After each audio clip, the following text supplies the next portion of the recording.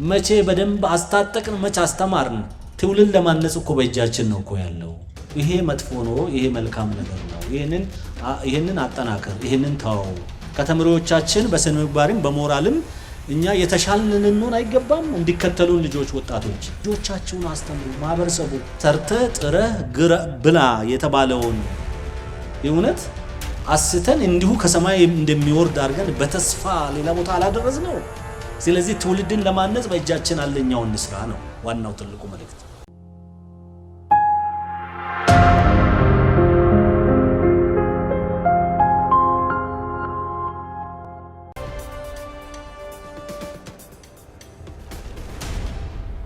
ደግዝ ባለን ዛሬ ወደ ቤተ እምነቱ እየጎረፈ እንደሌላ ዓለም አይደለም ወደ የእምነት ተቋማቱ በየጧቱ የሚመጣ በየሰንበቱ በየጁማዓ ቀን የሚመጣ ህዝብ በእጃችን አይደለም ወይ ያለው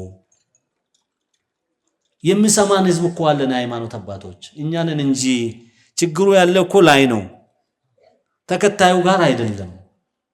መቼ በደንብ አስታጠቅን መቼ አስተማርን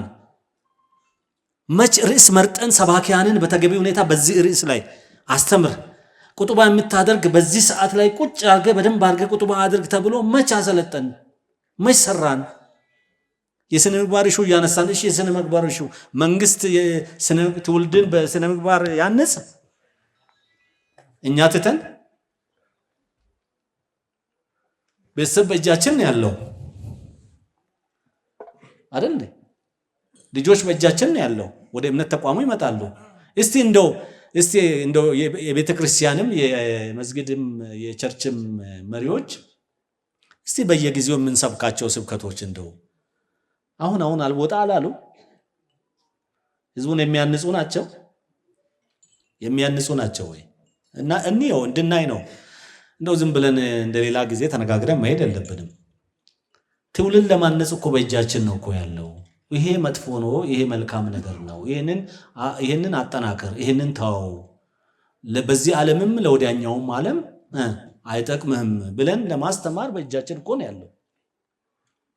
ይሄን ለምን አናደርገው ለምን ምሳሌ አንሆንም ከተመሪዎቻችን በስነ ምግባርም በሞራልም እኛ የተሻልን ልንሆን አይገባም እንዲከተሉን ልጆች ወጣቶች ያን ለምን አናደርግም ስብከቶቻችንስ አልተቀላቀለም ሲያሻን ፖለቲካንም ነካ እናደርጋለን ሲያሻን ከመጽሐፉ ውጪ ባልተገባ መንገድ ተርጉመን ህዝቡን እናሞቋለን በሌለ ተስፋ አይደል እንዴ ጥረ ብላ የተባለውን የእውነት አስተን እንዲሁ ከሰማይ እንደሚወርድ አርገን በተስፋ ሌላ ቦታ አላደረዝነው ለምንድን ነው በተገቢ ሁኔታ ማናስተምረው ይሄ ነው ትውልድን አንተክልም መትከል አንችልም በተገቢ ሁኔታ በጥሩ ስነ ምግባር ስለዚህ እሱ ላይ በደንብ ወደ ማንንም ሳይሆን አራት ተቋማት መሰረታዊ ናቸው ብዬ ነው ማስበው ትውልድን ስለተነሳ ነው አንዱ ቤተሰብ ነው ቤተሰቦች ደግሞ በደንብ እንዲያስቡበት የእምነት ተቋማት በየቦታው ማስተማር አለብን ልጆቻችሁን አስተምሩ ማህበረሰቡ ከዛ የእምነት ተቋማት ወደ ቤተ እምነት ሲመጡ ከዛ ካለፈ ቅድም እንዳላችሁ የትምህርት ተቋማት ከፖሊሲው ጀምሮ ከካርኩለሙ ጀምሮ